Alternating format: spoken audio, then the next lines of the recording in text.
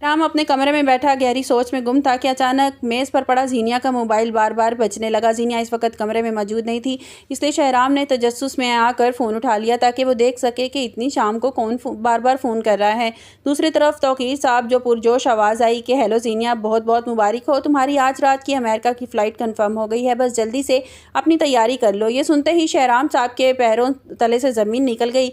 उन्हें अपने कानों पर यकीन नहीं आ रहा था। जीनिया ने इतने बड़े अंधेरे में उसको रखा था। शहराम को जब ये बात याद आती है कि जब इसने जीनिया को अमेरिका जाने से साफ मना किया था तो जीनिया ने झूठा वादा किया था कि वो अपने घर और ख़ानदान पर तवज्जो देगी। शहराम का गुस्सा अब काबू से बाहर हो गया। इसने इसी वक्त फ़ोन पर वापसी कॉल की और ट्रैवल एजेंट से कहकर जीनिया की टिकट कैंसिल करवा दी। उधर जीनिया अपने कमरे में बड़े अरमान के साथ अमेरिका जाने के लिए सामान समेट रही थी और बहुत खुश थी और इसे कोई नहीं रोक सकेगा। अचानक मोबाइल पर एक मैसेज आया कि आपके शौहर की दरख्वास्त पर आपकी टिकट कैंसिल कर दी गई है।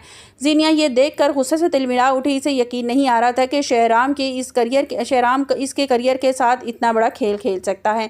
इसने फ़ौरन अपने जासूस ज़ारा को फ़ोन किया और बड़े गुस्से में पूछा, शहराम कहाँ है, वो मेरा फ़ोन क्यों नहीं उठा रहा। ज़ारा ने मौका पाते ही जहर उगलना शुरू कर दिया। जीनिया, शहराम सर तो इस वक्त ऑफिस में फरियाल के साथ हंस के मजाक कर रहे हैं, गप्पे लड़ा रहे हैं। जीनिया ये बर्दाश्त नहीं हुआ, इसने शौहर की खुशियाँ जीनिया से ये बर्दाश्त नहीं हुआ, इसका शौहर इसकी खुशियाँ बर्बाद करके किसी और के साथ वक्त गुजारा। वो पागलों की तरह ऑफिस भागी।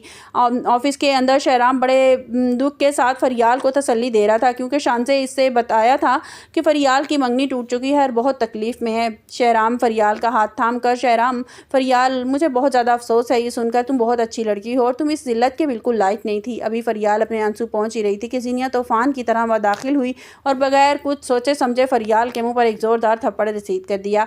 जीनिया चिल्लाने लगी, शर्म नहीं आती तुम्हें, जब ज़रार ने तुम्हें धक्के देकर निकाल दिया अपनी ज़िंदगी से, अब तुम मेरे शौहर को अपने जाल में फंसा रही हो। शहराम ये बदतमीजी देखकर हक्का बक्का रह गया। इसने गुस्से में जीनिया का बाजू पकड़ा और धाड़ कर बोला कि जीनिया, ये क्या बदतमीजी है, ऑफिस में ये क्या तमाशा लगा रही हो। मैंने शहराम पर भी अपना गुबार निकाला और मेरी खुशियां तबाह करने के लिए मेरी टिकट कैंसिल करवाई और अब फरियाल के कहने पर तुम ये सब कुछ कर रहे हो ना। शहराम ने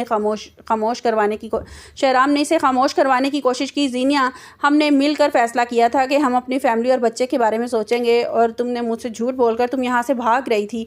जीनिया ने बड़े कठोर लहजे में जवाब दिया, शहराम, मुझे मेरी ज़िंदगी जीने का हक है, बच्चे तो बाद में भी हो सकते हैं, मैं अपने कामयाबी का मौका यूँ छोड़ तो नहीं सकती। शहराम को जब जीनिया की इस बात पर इतना गुस्सा आया कि वो उसने जीनिया के मुंह पर एक ज़ोरदार थप्पड़ मार दिया।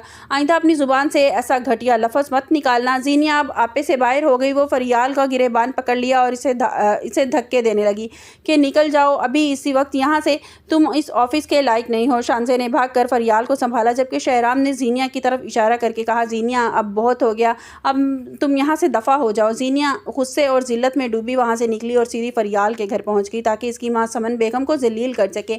जीनिया ने समन बेगम को बहुत ही कड़वी और जहरीली बातें सुनाई। कहा कि तुम्हारी बेटी अपनी बेटी को संभाल लो, वो मेरे शौहर को अपने काबू में करना चाहती हैं, वरना मुझसे बुरा कोई नहीं होगा। समन बेग जो पहले ही बीमार और कमज़ोर थीं, अपनी बेटी के बारे में ये घटिया इल्ज़ामात सुनकर सदमे से बर्दाश्त न कर सकीं और वहीं बेहोश होकर गिर गईं। जीनिया अब उन्हें इस हाल में छोड़कर वहाँ से चली गई। जब ज़रार और महक वहाँ पहुँचे तो उन्होंने देखा कि समन बेगम तो ज़मीन पर गिरी पड़ी हुई हैं।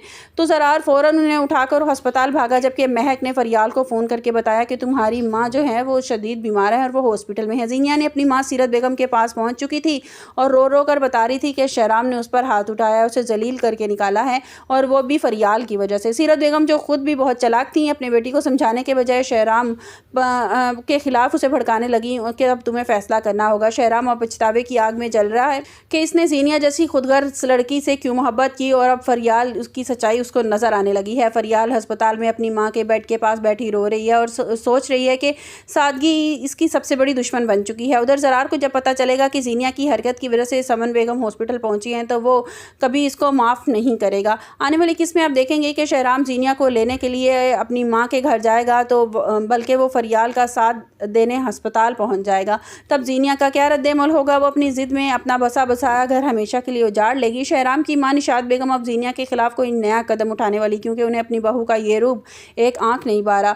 ड्रामाहत की कहानी मोहब्बत नफ़रत के ऐसे मुकाम पर है जहां सच्चाई की जीत होती हुई नजर आ रही है। आप लोगों को क्या लगता है कि शहराम को जीनिया को तलाक दे देनी चाहिए या एक और मौका देना चाहिए? अपनी कीमती राय का इज़हार कमेंट्स बॉक्स में ज़रूर कीजिएगा। और जीनिया जो है वो बर्दाश्त नहीं कर पा रही क्योंकि उसको अपने बिहेवियर के बारे में पता है कि मेरे बिहेवियर की वजह से शहराम मुझसे दूर होते जा रहे हैं और वो मुझसे खफा भी रहते हैं और उसको इस बात का डर पड़ गया है कि फ़रियाल जो है वो बड़ी जल्दी हर किसी को अपनी तरफ अपने साथ अटैच कर ले। उसको इस बात का बड़ा दुख है कि कहीं शहराम जो है वो भी फ़रियाल की मोहब्बत में गिरफ़्तार ना हो जाए, क्योंकि जो शहराम चाहता है वो तो मैं कर नहीं रही हूँ। तो इसलिए वो ऑफ़िस में जाके उसको बहुत ज़्यादा ज़लील करेगी, फिर उसकी माँ को भी बातें सुनाएगी। और मेरे ख़्याल में तो आने वाले एपिसोड में ये होगा कि फ़रियाल की जो माँ है ना उसकी डेथ हो जाएगी, क्योंकि बार-बार दिखाया जा रहा है कि उसकी तबीयत बिगड़ जाती है, उसकी तबीयत ख़राब हो जाती है। अचानक से देखिएगा कि ऐसा ही होगा कि उसकी माँ जो है वो इस दुनिया से रुखसत हो जाएगी और फ़रियाल है जो अकेली रह जाएगी और फिर शहराम उसको अपना लेगा। लेट्स सी, देखते हैं आने वाले एपिसोड में क्या होता है। मिलते हैं एक नई वीडियो के साथ। आपको हमारी वीडियो कैसी लगी कमेंट्स बॉक्स में अपनी कीमती राय का इज़हार। तो जी दोस्तों, अब आप लोग इस ड्रामे का क्या एंड देखना चाहते हो और इस ड्रामे में जो बुरे कैरेक्टर्स है इसका क्या अंजाम होना चाहिए और आप लोगों को ये ड्रामा कैसे लगा है, इस ड्रामे के हवाले से अपनी राय हमें कमेंट सेक्शन में लाजमी दीजिएगा। और अगर आप लोगों को हमारी ये वीडियो पसंद आए तो अपने दोस्तों के साथ लाजमी से शेयर कर दीजिएगा और हमारे इस पेज को लाजमी से फॉलो कर दीजिएगा। बहुत शुक्रिया एंड थैंक्स फॉर वॉचिंग।